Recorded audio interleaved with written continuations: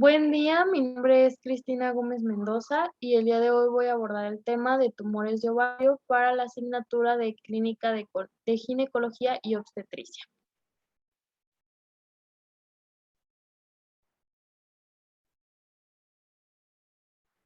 Iniciaremos viendo el temario, veremos lo que es introducción, el cuadro clínico, definición, diagnóstico, clasificación y tratamiento de los tumores ováricos, tanto benignos como malignos.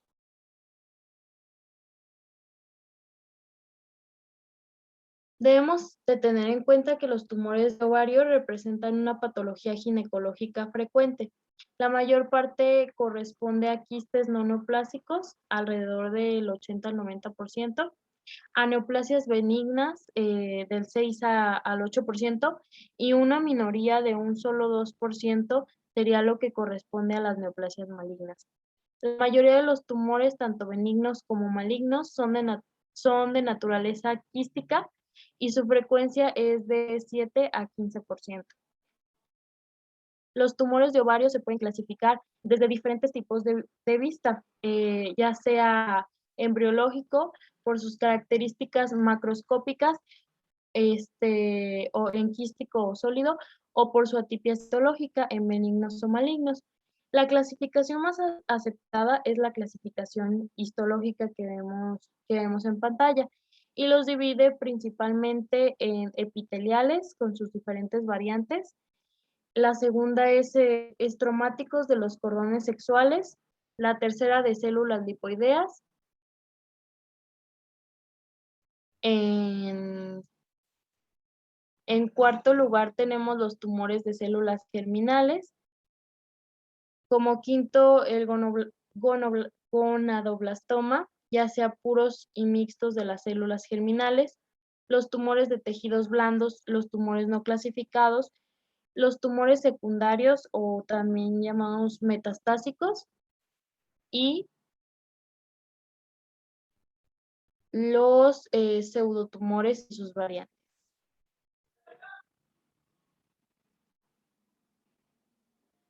Primero abordaremos todo lo que es los tumores benignos. Se conoce como crecimientos anormales en el cuerpo que no son cancerosos, no invaden el tejido cercano y no se diseminan a otras partes del cuerpo.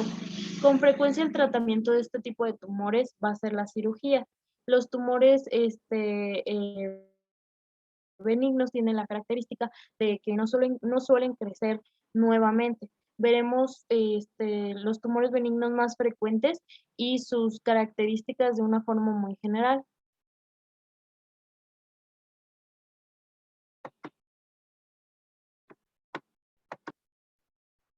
Como primer punto tenemos el cistoadenoma seroso, es un tumor epitelial quístico, el más frecuente de todos los tumores benignos del ovario, y la edad de presentación promedio es de los 20 a los 50 años. Su contenido es quístico, tiene una superficie lisa con vascularización prominente, son ocupados por un líquido similar al suero, perdón, y el 25% de estos van a ser bilaterales. Miden alrededor de 5 a 10 centímetros de diámetro y raramente alcanzan grandes dimensiones. Alcanzan un peso máximo de hasta 39 kilogramos aproximadamente.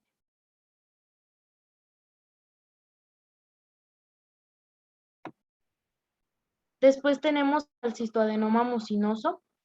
Es un tumor epitelial quístico, es multiloculado y contiene material gelatinoso similar al moco.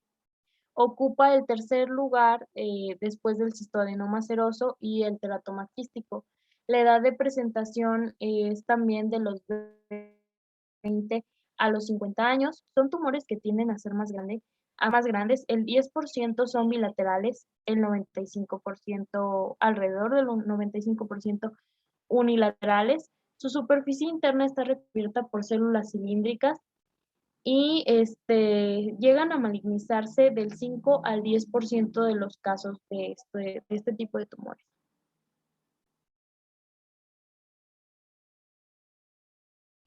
El endometrioma El endometrioma son pseudotumores conocidos como quistes de chocolate, siendo su contenido espeso debido a sangre antigua acumulada. Afecta aproximadamente al 10% de las mujeres que se encuentran dentro del rango de edad reproductiva. Su tamaño varía desde los 3 milímetros hasta los 15 centímetros, pero raramente sobrepasan los 20 centímetros. Generalmente se acompañan de otras lesiones endometriósicas y en ocasiones puede llegar a haber adherencias a órganos adyacentes. Se acompañan comúnmente de sintomatología de endometriosis, pueden ser sólidos o quísticos y macroscópicamente forman glándulas tubulares similares al endometrio. De ahí su nombre.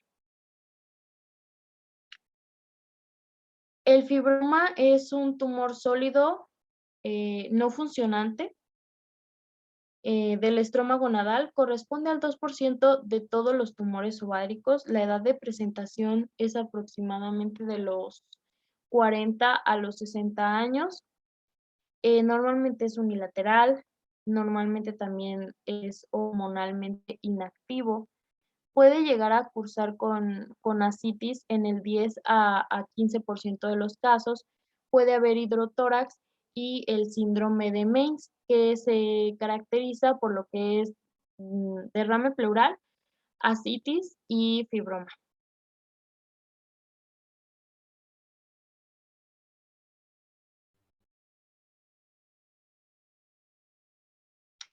El quiste folicular surge de una sobredistensión quística de los folículos con una falta de absorción del líquido durante el proceso de atresia. Se puede presentar en cualquier edad, son unilaterales o bilaterales, pueden ser únicos o múltiples, normalmente no son mayores de los 4 a 5 centímetros, son asintomáticos, se pueden, se pueden asociar a opsomenorrea o proimenorrea. En general, evolucionan en un periodo de alrededor de 60 días.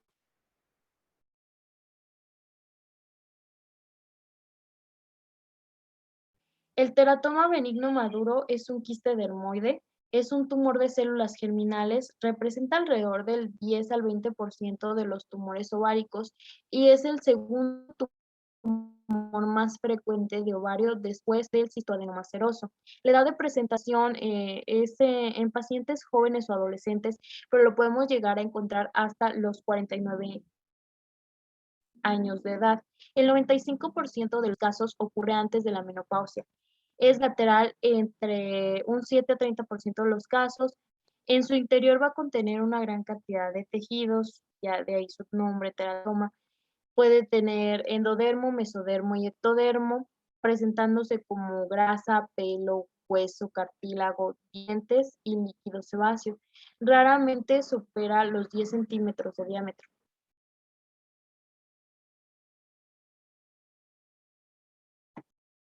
Los quistes luteínicos se originan en un hematoma del cuerpo lúteo y tienen una pared delgada, amarillenta, brillante alrededor de la cavidad central que está llena de sangre.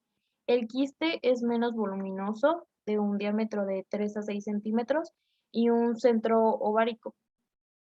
Su pared es simple, visible y a menudo gruesa y acordonada. Suele involucionar de manera también espontánea.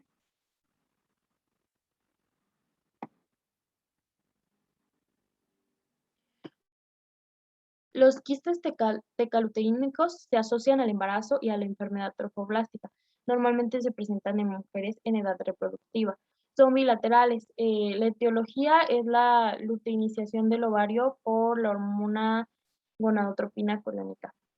La determinación del embarazo desaparece los quistes, por lo cual son tumoraciones que no se deben extirpar. Se extirpan cuando desencadenan abdomen agudo por torsión del pedículo como complicación.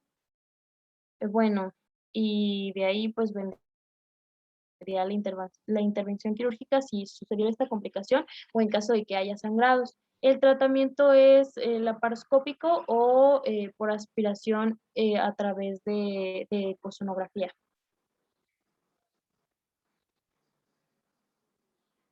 El luteoma del embarazo es una masa sólida compuesta por células luteínicas hiperplásicas.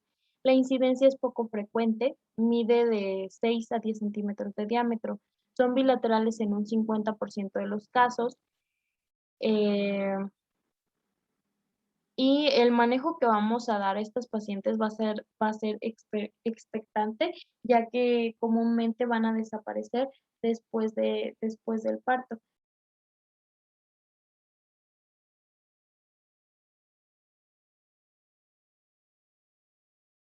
Ahora vamos a hablar del manejo que se le va a dar de tratamiento específicamente a los tumores benignos.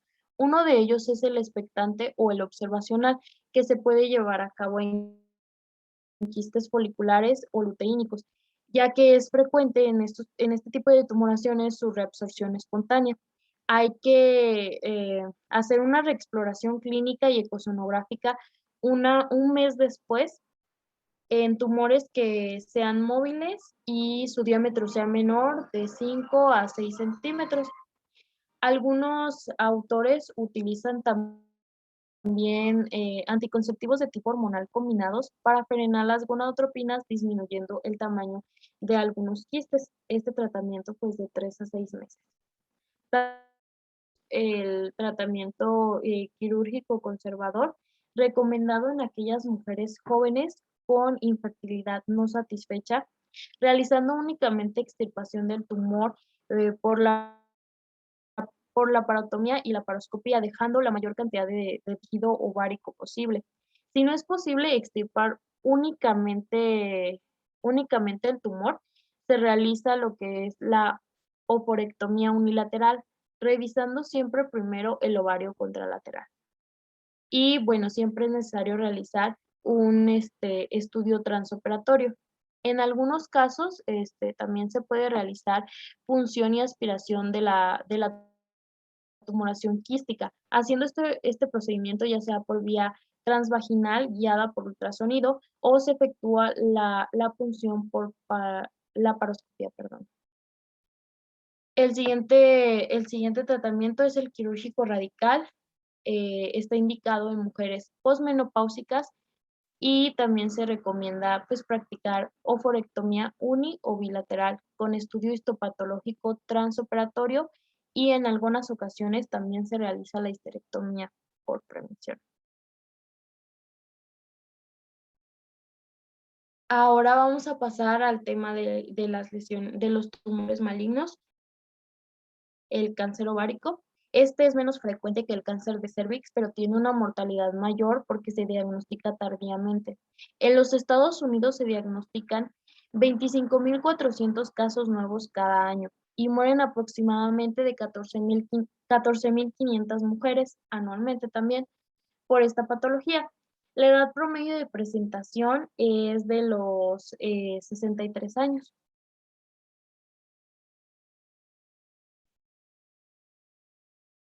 Bueno, aquí les puse la clásica del cáncer ovárico que nos maneja las guías de práctica clínica. Tenemos lo que son las epiteliales, los tumores epiteliales con sus variantes, seroso, mucinoso, epidermoide. Los germinales, que se clasifican en dos rubros principales, los disgerminomas y los no disgerminomas. Y los tumores de los cordones sexuales estromales.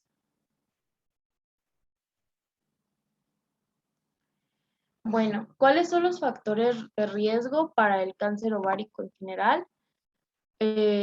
Uno de ellos es la nuliparidad o la baja paridad, el antecedente personal o familiar de cáncer, ya sea de mama o de colon, una dieta rica en grasas, el uso de talco en el área perineal, la exposición ambiental o laboral a fibras de asbesto, la menopausia tardía y la mutación o las mutaciones en genes supresores de tumores, lo que es BRCA1 y BRCA2, como recordarán en patología maligna de mama también los vimos.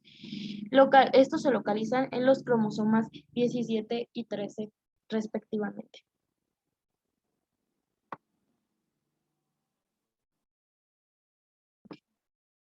El cuadro clínico de la tumoración maligna va a tener una sintomatología bastante variable, no tiene síntomas muy característicos, por lo cual cuando son tumores malignos se diagnostican en una fase más avanzada, sí. Los tumores pequeños, pues van a pasar inadvertidos hasta que se detectan en un examen ginecológico de rutina. La paciente puede presentar los siguientes signos y síntomas, como la pesantez en el abdomen bajo, el crecimiento abdominal, dolor o molestias abdominales como dispepsia, trastornos urinarios como la polaquiuria, la urgencia y la retención urinaria. Puede haber también trastornos menstruales como amenorrea, dismenorrea o bien sangrado intermenstrual. Si el tumor es más grande, puede palparse y presentar otra sintomatología como ascitis y en algunos casos disnea. Bueno, la palpación abdominal y el tacto vaginal bimanual son los procedimientos indicados para efectuar un diagnóstico clínico y se debe valorar siempre en el tumor lo que es la localización, el tamaño, la consistencia, la regularidad o la regularidad pues, de los bordes y la movilidad. También tendremos ciertas diferencias entre lo que es un tumor benigno y maligno. Los tumores benignos del ovario se presentan normalmente en mujeres que son jóvenes. Normalmente son quísticos, son únicos, son móviles, tienen bordes regulares, son unilaterales y generalmente van a tener un diámetro menor de 9 centímetros. Además de esto, van a tener un crecimiento lento y no van a afectar el estado general de la paciente. Se debe sospechar de un tumor maligno si lo presentan mujeres perimenopáusicas y bueno, cuando el tumor tiene las siguientes características, ¿no? Es sólido, es fijo, es irregular, es bilateral, es de crecimiento acelerado, con un diámetro mayor a los 9 centímetros. Si tenemos presencia de ascitis, de derrame pleural, si hay ataque a ganglios o al estado general del paciente. Ahora, el diagnóstico los vamos a hacer tanto para patología benigna como maligna con estos procedimientos. Como número uno, la historia clínica y la exploración ginecológica bien detallada. También nos van a servir de auxiliares los métodos de imagen como la ecosonografía, la cual se efectúa por vía abdominal en los tumores grandes o por vía vaginal en tumores más pequeños. Se valora mediante este estudio lo que es la bilateralidad y las dimensiones del tumor. También si el tumor es quístico o sólido, si es septado y además, si se utiliza el equipo de Doppler color, se puede sospechar de un tumor maligno también al observar que aumenta la vascularidad. El tercer estudio o el tercer punto de diagnóstico es la citología exfoliativa. Es raro encontrar células neoplásicas provenientes de un cáncer de ovario, pero pudiera efectuarse este hallazgo en cáncer avanzado, por lo que las citologías positivas con ausencia de patología cervical debe sospecharse siempre de cáncer de endometrio o cáncer de ovario. Los estudios radiográficos también nos van a ser de utilidad. En la radiografía simple de abdomen puede detectarse la tumoración y la presencia de calcificaciones, o la radiografía de tórax es útil en caso de metástasis de tipo pulmonar.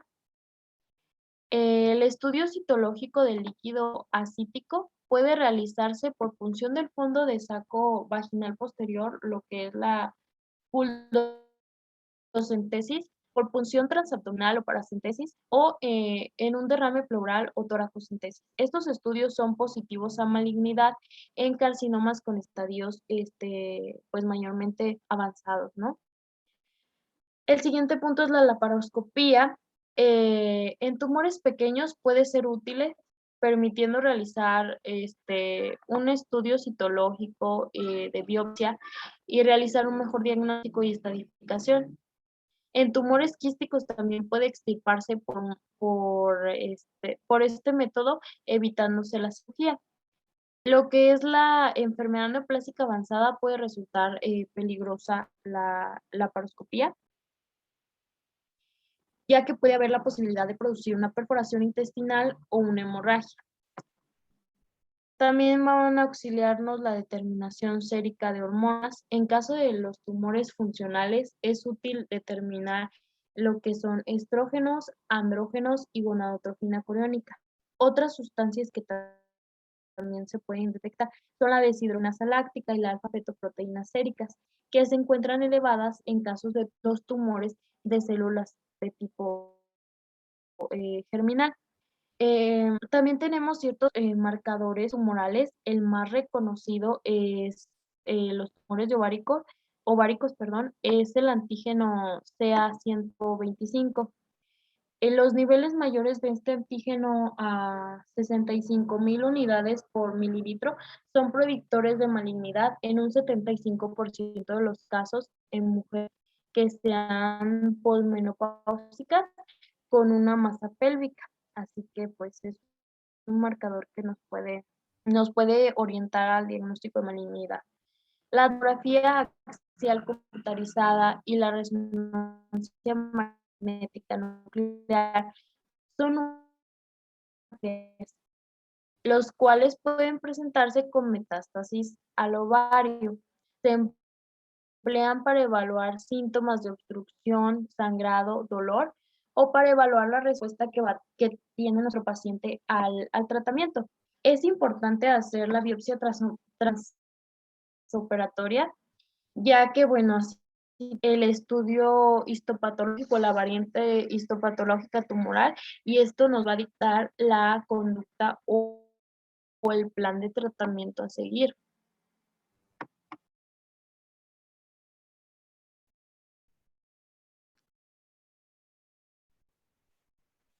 Y bueno, aquí les puse la estadificación de la FIGO para el cáncer de ovario que maneja la guía de práctica clínica. Los dividimos en 4 estadios y cada uno se va a dividir, algunos en A, B y C. El estadio 1 es un crecimiento que está limitado a los ovarios, se divide en A, B y C.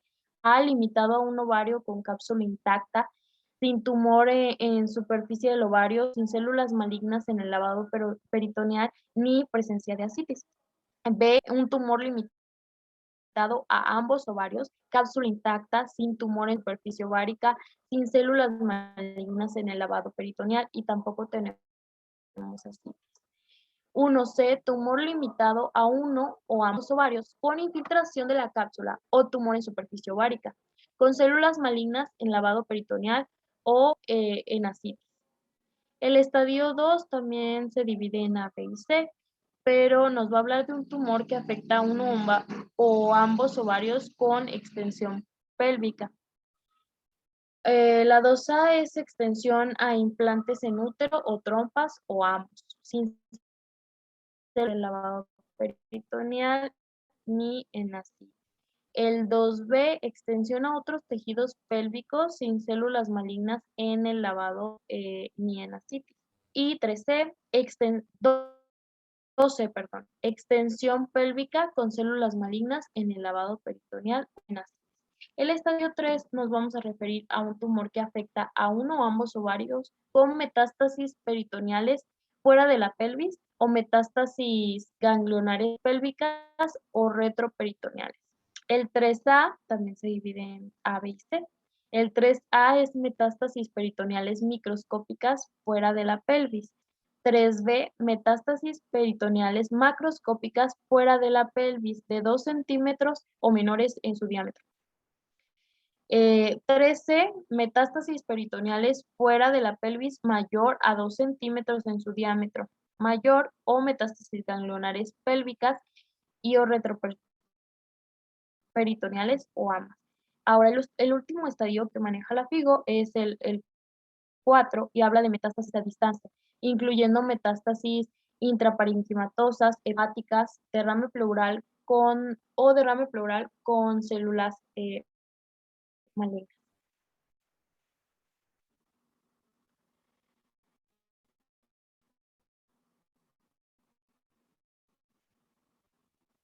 Ahora hablando del plan de tratamiento o vivir también lo que es, igual que los benignos en un quirúrgico conservador, este se va a llevar a cabo con la única indicación para preservar el útero o la fertilidad de la mujer cuando éstas sean jóvenes.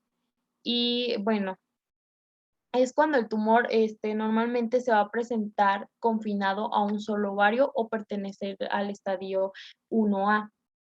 El tumor debe de ser bien diferenciado, sin invasión de la cápsula, sin ángulos positivos y como vimos es también lavado peritoneal negativo y biopsia de aumento negativo. Generalmente en estos criterios se recomiendan en los tumores que son de tipo epitelial y algunos germinales.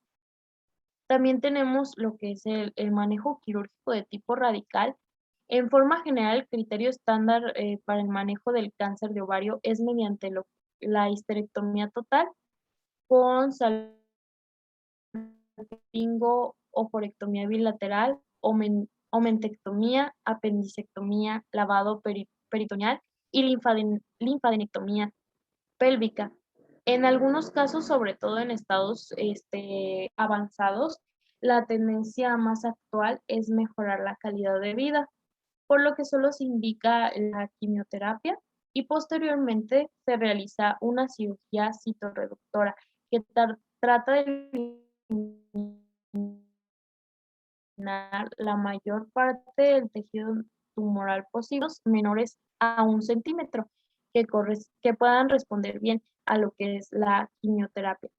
Si el tumor está diseminado, se debe hacer una cirugía citorreductora, eliminando la mayor parte del tejido tumoral posible y dejando solo estos implantes que vayan a responder a quimioterapia. Los agentes quimioterapéuticos se administran en combinaciones, siendo las más recomendadas el cisplatino y el paclitaxel en incremento, que van a poner un incremento en la sobrevida de 16 meses. La radioterapia también puede ser utilizada, pero solo en ciertos casos, cuando haya invasión a los ganglios linfáticos, pero no es un tratamiento primario para esta patología.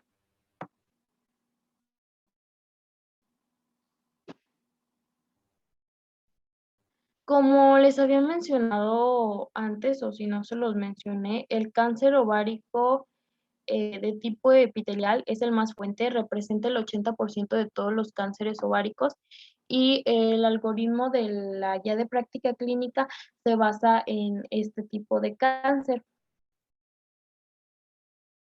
Y bueno, habla principalmente de la conducta a seguir según el, el el estadio donde se encontró, si el estadio es temprano o avanzado, si la paridad de la paciente está satisfecha o no, que bueno, si es así, hay que estadificar siempre con la clasificación de la FIGO que ya le di y actuar conforme a ese tratamiento y siempre estar en constante vigilancia en la paciente. Si la paridad no está satisfecha, hay que revisar el ovario contralateral, si es normal o no. Eso nos va a dar la conducta a seguir si vamos a tomar un manejo quirúrgico más radical o más conservador.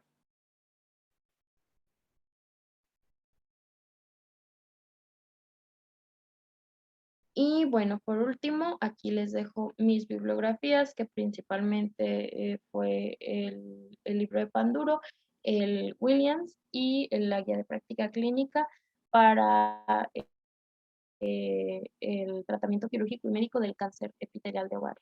Muchas gracias.